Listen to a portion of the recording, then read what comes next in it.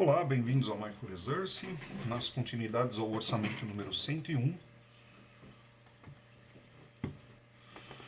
Nos vídeos anteriores nós fizemos a apresentação do produto, né, do equipamento, e fizemos também um time-lapse com a desmontagem,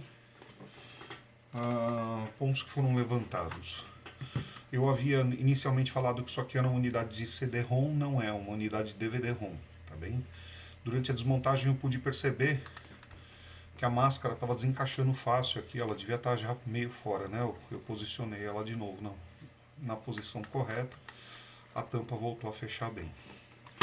O HD é um HD de 320 GB da Western Digital, né, o Caviar Blue, e esse HD aqui está com Linux Ubuntu. Ele comporta um Windows versão Windows 10, né, sem problema nenhum, 10 ou 11, ele vai comportar, que esse equipamento não carrega o Windows 11, né. Ele hipoteticamente pode trabalhar bem com o Windows 10, tá bem? System Fan bastante robusto, né? Eu percebi que foi montado aqui de uma forma um pouco diferente. Eu nunca tinha visto um System Fan desse jeito. Eu tenho aletas de arrefecimento danificadas aqui, né? E isso aqui pode promover algum tipo de entupimento, porque partindo-se da premissa que a aleta está fechada aqui, formando uma flauta, né?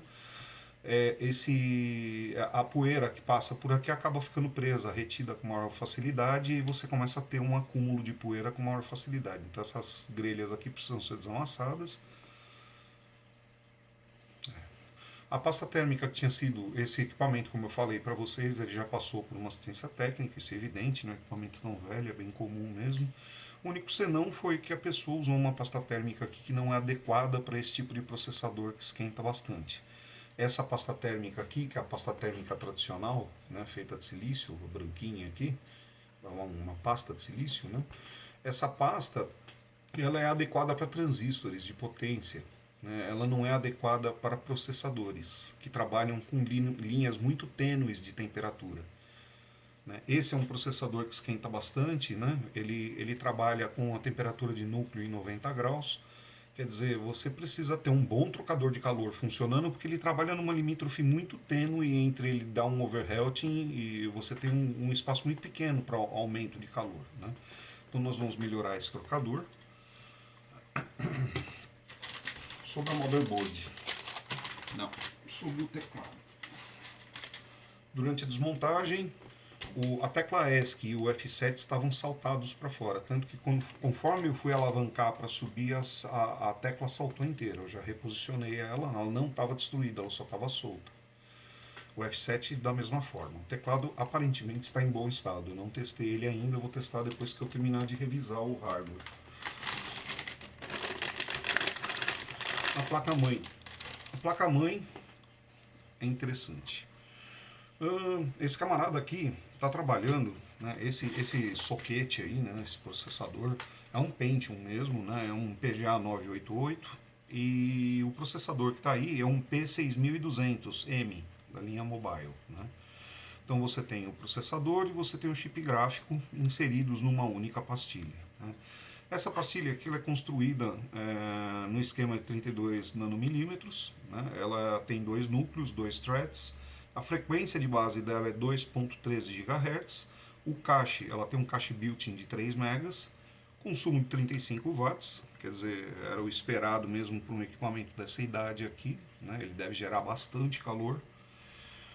Esse processador aqui consegue endereçar nesses DDR3 aqui até 8 GB. A gente tem populado aqui os nossos já bem conhecidos bancos da Smart, né? Deve ser a memória mais barata do planeta essa daqui, porque simplesmente todos os equipamentos do mundo usam ela, né? Então essa memória Smart aqui, ela é de 2 GB, né? E pode ser ampliado a capacidade de memória deste equipamento até 8, coisa que eu recomendo fortemente de ser feito, né? Então, para que esse equipamento possa rodar o Windows com algum prazer durante a operação, é conveniente que se amplie a memória para 8 GB. Então nós iríamos descartar esse banco de 2 GB aqui e inserir dois bancos de 4 GB. nós iríamos promover a troca da unidade de disco de 320 gigas, essa unidade magnetomecânica aqui, que é a tradicional, né, o famoso HD, né, trocar esse cara aqui por um SSD. Essas duas modificações são modificações de baixo custo, né, você partindo da premissa que cada banco de memória de 4 GB deve estar na faixa de uns 150, 160 reais, 170 reais. E o disco SSD está cada vez mais barato também. Então é um update barato que você faz, em torno aí de 500, 600 reais, que você vai aplicar no equipamento e vai tê-lo aí apto e confortável para usar por pelo menos mais 1 ou 2 anos. Então é um consumo de 500 reais para você ter um equipamento que vai trabalhar como se fosse um equipamento de 2.000, hipoteticamente falando, um notebook antigo, mas com uma qualidade um pouco melhorada do que esse aqui. Eu acho que dá para aproveitar esse hardware com o Windows, acredito firmemente nisso. Né? Acredito que seja fundamental trocar as duas RAMs e trocar a unidade de disco para o SSD. Se fica difícil para o pessoal da ONG fazer esse tipo de serviço, né, nesse equipamento, o ideal então seria nós utilizarmos ele, vamos partir da premissa que não vai haver investimento algum.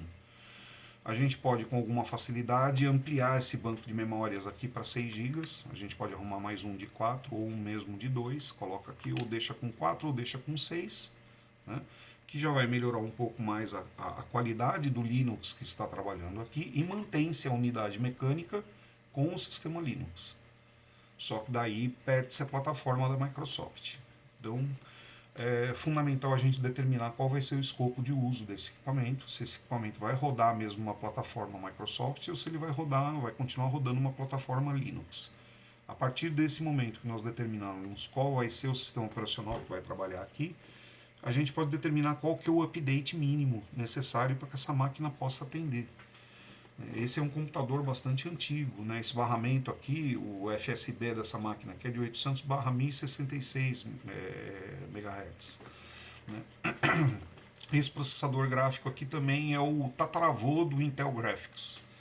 Ele é mega pré-histórico, né? É um processador que tem o core gráfico dele em torno de 500 MHz, sendo que ele pode atingir até 667 MHz no máximo.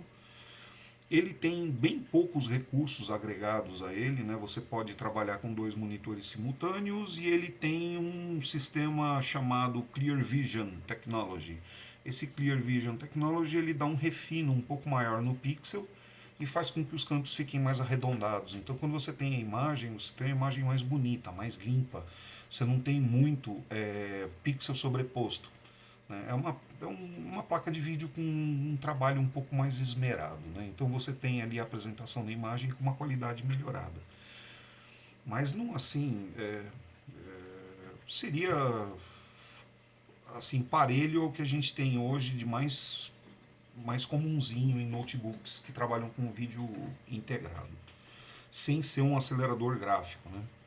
Esse acelerador gráfico aqui realmente é muito antigo, o clock dele é bem baixo.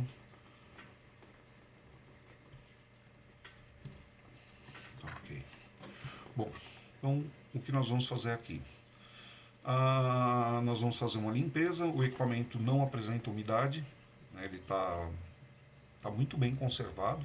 Né? A pessoa que utilizava esse equipamento antes de efetuar a doação trabalhava com muito carinho com ele. Se você percebe que é um equipamento antigo assim, mas ele está extremamente bem preservado. Né? No teclado,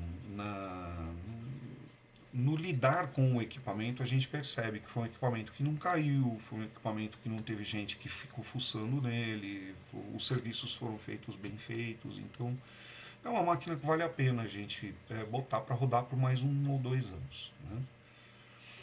Eu vou agora iniciar a tratativa dessa placa-mãe aqui e desse cooler, vou fazer no regime de time-lapse para não ficar maçante, tá bem?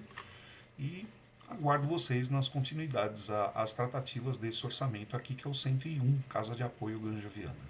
Eu sou muito grato pela presença de vocês. Até mais.